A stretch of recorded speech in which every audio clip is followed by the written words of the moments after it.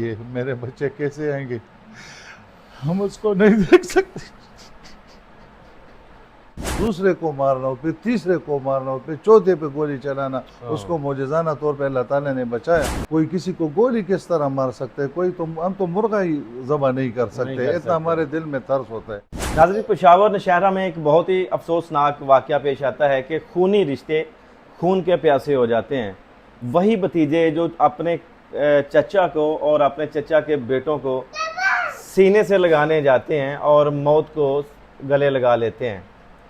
जब इनको इतला मिलती है कि मेरे भांजों के साथ ये एक जुल्म की इंतहा कर दी गई है, मेरी बहन के घर के ऊपर क़यामत बर्पा हो चुकी है, तो इनके क्या हालात होते हैं, ये कहानी सारी इन्हीं की ज़ुबानी जानते हैं। अस्सलाम वालेकुम सर। वालेकुम सलाम। सर, क्या नाम है आपका?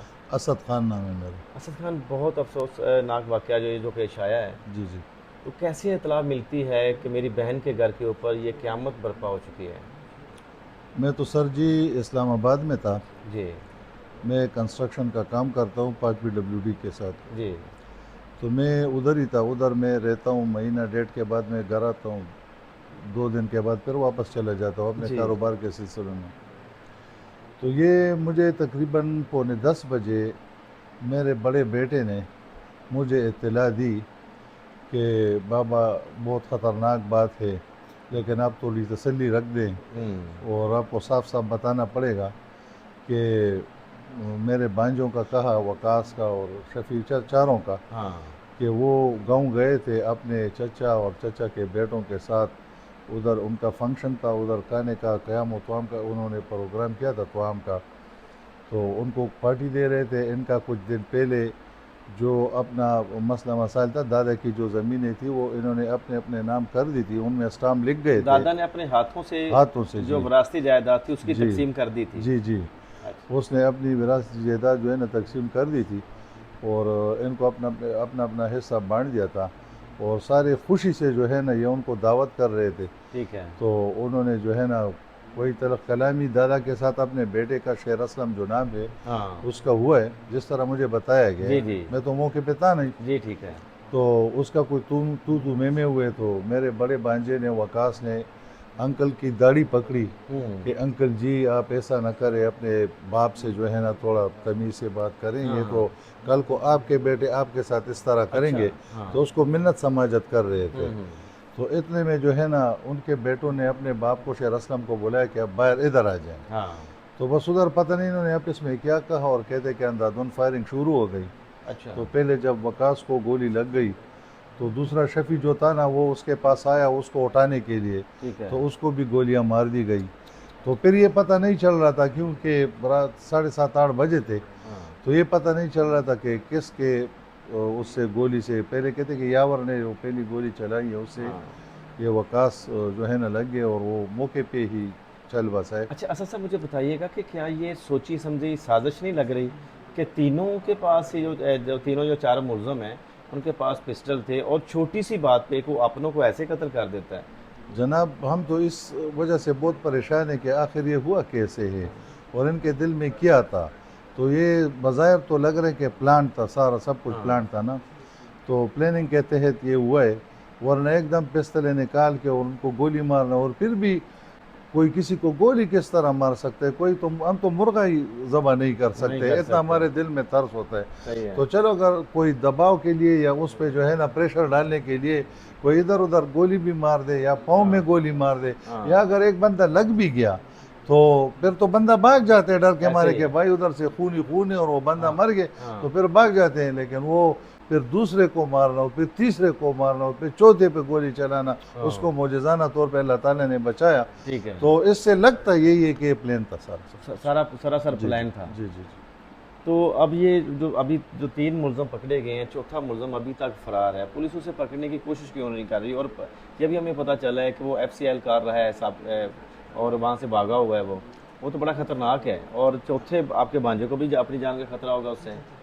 बस मैं तो अभी तक पुलिस वालों के साथ मिला नहीं हूँ, क्योंकि इधर बहुत ज़्यादा लोग आते हैं फातह के लिए। तो ज़ाहिरी बात है कि हम उमर रसीदा है तो हम बैठे होते हैं और जी जी। फातह के लिए बैठे होते हैं, दूर दूर से मेहमान आते हैं। लेकिन हमने सुना है कि दो उसके बेटों को पकड़े, उसके बाप को पकड़े, और तीसरे के पीछे कहते तलाश जारी है, पुलिस अपनी कोशिश कर रही है। सही है। तो अब अल्लाह को पता होगा कि क्या है दरमियान में, क्या नहीं है। अच्छा, आप तो बड़े करीबी रिश्तेदार हैं इनके, क्या इससे पहले भी इनके अपने चचाजाद भाइयों से या चचा से कभी कोई तलब कलामी किसी वजह से, क्योंकि खबरें कुछ चली हैं कि जो वरासती जायदाद है उसकी तकसीम के ऊपर झगड़ा हुआ है, और आप कह रहे हैं कि वहाँ पे वो अपने ही वालिद के साथ झगड़ा कर रहे थे और वकास ने समझाने की कोशिश की है। नहीं है, मैंने सुना कि वो तो कुछ दिन पहले, हफ्ता 10 दिन पहले या 5 दिन पहले, अल्लाह को मालूम होगा हाँ, कि उनका वो तकसीम हो गया था, हो गया स्टाम था। वगैरह भी लिख गए थे, जिस तरह हमने राजी खुशी देखा हुआ है। था सारा कुछ। राजी खुशी हुआ था सब कुछ। बस पता नहीं उस टाइम उनके जहन में क्या आया, हो सकता है उनको कोई किसी चीज़ पे एतराज़ था, तो वो भी एतराज़ अगर होता भी तो उसका तो ये तरीका है कि बंदा जरगा बिठा देता है, हाँ। बड़ों को बोल देते, हमें बोल देते और लोगों को बोल देते। हाँ। तो हम तो उनके बेटों के साथ हम इतना प्यार करते जितना हम अपने भांजों के साथ करते थे। अच्छा असद साहब, कितनी उम्र है आपकी? मेरी उम्र 62 है। 62 बहारें ज़िंदगी की आपने देखी हुई हैं। जी जी पूरे पाकिस्तान का आपने जगह जगह का पानी पिया हुआ है। जी जी। क्या लगता है ये इस हादसे से, ये सानिया जो हुआ है, बहुत बड़ा वाक़या जो है, ये क्या हो सकता है ये? तो बस इसका जो है ना, होना तो यही चाहिए कि इंसाफ मिले इनको। नहीं, ये एक इंसाफ तो मिलेगा, मगर आपकी जो इसमें क्या राय है कि ये हसद की आग है या कोई दरीना दुश्मनी है, क्या मामला है क्या सारा? अब दिलों का हाल तो अल्लाह जानता अल्लाह है, जानता है। लेकिन बज़ाहिर लग ये रहा है कि बस हसद और बुग़्ज़ की वजह से हो सकता ये है। आपके भांजे कामयाब हो, अल्लाह ने कर दिया था मेहनत ये से? मेरे भांजे, अल्लाह ताला ने इनको कामयाब किया। ये जो है ना 35 साल से पेशावर में हाँ। रिहाइश पजीर है, जी। गुलबहार में। हाँ, हाँ। तो वहाँ इन्होंने पला पोसा, सब कुछ बड़े हो गए और पढ़ा लिखा वहाँ से जितने भी इन्होंने पढ़ा है। जी। फिर उसके बाद जो है ना ये सारे, पहले ये अब्बास भांजा तो जो था मेरा, ये पहले गया था तो 2-4 साल उधर गुजार के तुर्की से हाँ। ये वापस आ गया, और ये वकास चला गया। फिर वकास के बाद ये समी चला गया, समी के बाद ये शफ़ी चला गया। सही है। तो ये हंसते मुस्कुराते अपनी ज़िंदगी बस गुजार रहे हैं, तो खुशी खुशी से। और हम तो मामू हैं, हम तो इनकी खुशी पे खुश होते हैं, इनके गम हाँ। पे गम पे गमज़दा हो गमज़दा जाते होते हैं। हैं। तो बस मुझे तो जब पता चला कि इत्ला मिली, तो मैंने अपने बेटे को बोला कि बस सारे मैयतों को अपने घर ले आओ मानकी शरीफ में, हाँ। और उधर बिल्कुल न लेके जाओ, क्योंकि उधर अभी हमारा क्या रह गया है। कुछ भी नहीं रह गया जी। इनका वालिद 1 साल 2 साल पहले जब फोत हुआ था, हाँ। तो वो उधर उन्होंने भी कब्रें खोदी थी। मैंने उनको मना किया कि भाई आप कब्रें न खोदे, हमने इधर मानकी शरीफ में इनको दफन करने। सही है। खुदा न ख्वास्ता कल को एक मेरी बहन है, उसके 3 बच्चे चले गए, हाँ। और ये 2 बच्चों पे उसके मेरी दूसरे बहनों की बेटियां जो है ना शादी हुई है। सही है। तो मैं 3 बहनों को और जो है ना बच्चों को, और एक जो समी बच गया, ये उधर जाएंगे फातिहा के लिए। तो उधर खुदा न खास्ता फिर कोई ऐसा मसला पैदा हो जाए, वो हादसा हो तो सकता अमन की खातिर जो है ना मैंने कहा कि उनको उधर जाना ही नहीं चाहिए, बहुत ताकि अच्छा जो है ना बाद में जो है ना फिर बंदा पछता है। सही तो है। इससे अच्छा है कि बस ये उधर जाए ही ना। बहुत अच्छा फैसला है आपका। अच्छा, अभी तक वज़ीर आला जो केपी हैं उन्होंने नोटिस लिया इस बात पे? सर जी मुझे तो मालूम नहीं है कि वज़ीर आला साहब ने नोटिस लिए या नहीं, लेकिन इधर जो हमारे रिप्रेजेंटेटिव है MNA साहब है, वो भी फातिहा के लिए आया था, जुल्फ़िकार, जी। और खलीकुर रहमान साहब MPA है, वो भी आया था, और हमारा स्पेशली परवेज़ खटक साहब जो साबिक़ा वज़ीर दिफा है, जी। आजकल वो मुशीर दाखिला है, सही है। वो आए फातिहा के लिए 2 दफ़ा आए। तो उसने मुझसे पूछा, मैंने कहा, कहते पुलिस का कैसा है, मैंने कहा बस चल रहे, मुझे तो अभी पूरा पता नहीं चल रहा। ठीक वो है। कहते चलो मैं पूछता हूँ सही कि है। क्या हो रहा है।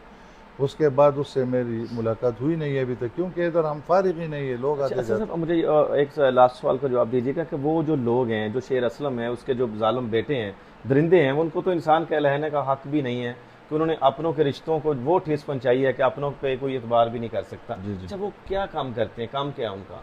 मैंने तो सुना है कि वो एक जो है ना टेलर मास्टर है, हाँ। और एक जो है ना वो टैक्सी चलाता है, अच्छा। और दूसरा पता नहीं वो कोई दिहाड़ी शाड़ी करता होगा। और उसका वालिद जो था शेर असलम, वो खुद भी इधर हमारे मानकी शरीफ से नौशहरा तक या पलोसी तक या बादर बाबा तक इधर टैक्सी चलाता था। अच्छा, टैक्सी चलाता जी था। जी। अभी जो आपकी हमशीरा हैं, आपकी जो बहन है, अल्लाह पाक उनको सब्र दे।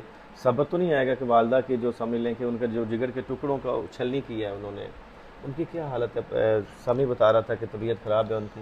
सर जी उनकी तो यही हालत है ना कि मैं सुबह उसके साथ ही नाश्ता करता हूँ, 6 बजे उसको उठा के उसके साथ बैठ के, वो मेरे साथ जो है ना बगलगीर हो जाती है और रोती है, कहते कि भाई मुझे इंसाफ चाहिए।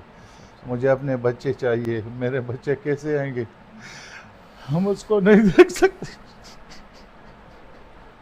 अल्लाह सब्र दे, अल्लाह सब्र दे। नाज़रीन ये देखिएगा कि कैसे एक पहाड़ जैसा शख्स और पहाड़ जैसा हौसला रखने वाला जो अभी अपने भांजों को, अपने भांजे को, अपनी बहन को भी हौसला दे रहा है, उनके सर पे हाथ रख रहा है कि जिन्होंने इनके सर से जो समझ लें कि साहिबान थे जो छीन के रख लिए हैं, वो भी ज़ारो कतार हो रहा है। कैसे अचानक खुशियों वाले घर में, जो खुशी वाला घर होता है वो मातम कदा हो जाता है, उस घर में सफ़े मातम बिछ जाता है। खुशी खुशी बैरून मुल्क से यहाँ पाकिस्तान में आते हैं और अपनों को बड़ी खुशी के साथ गले से लगाते हैं। क्या पता था कि बैरून मुल्क से आएंगे, उनका ये सफ़र सफ़र आखिरत बन जाएगा। वो दोबारा ना तो बैरून मुल्क जा सकेंगे, ना अपनों के वो गम बांट सकेंगे। इन जालम और दरिंदा सिफ्त लोगों ने ये जो इनके कहने को तो इनका चचा है, चचा बाप समान होता है, और जो उसके बेटे होते हैं वो भाइयों के तरह होते हैं बिल्कुल ही। उन्होंने अपनों के रिश्तों को इस कदर बद इत्माद कर दिया कि कोई भी अपने रिश्तों पे इत्माद नहीं कर सकता। किस पे भरोसा करे, किस पे भरोसा ना करे। इस वक्त मेरे मुल्क पाकिस्तान में हो क्या रहा है, और अभी हमें पता चला है कि जो यहाँ की जो मुतलका पुलिस है उन्होंने इन ज़ालिम और दरिंदा सिफ्त लोगों को जुडिशल कर दिया है। अभी 3 दिन हुए हैं उनको पकड़े हुए, और अभी उनको जुडिशल भी कर दिया गया है। इन लोगों को इंसाफ मिलता है कि नहीं मिलता, हमें इंतज़ार रहेगा। और आप इस वीडियो को ज़्यादा से ज़्यादा शेयर कीजिएगा, इन मज़लूम लोगों की आप आवाज़ बनिएगा।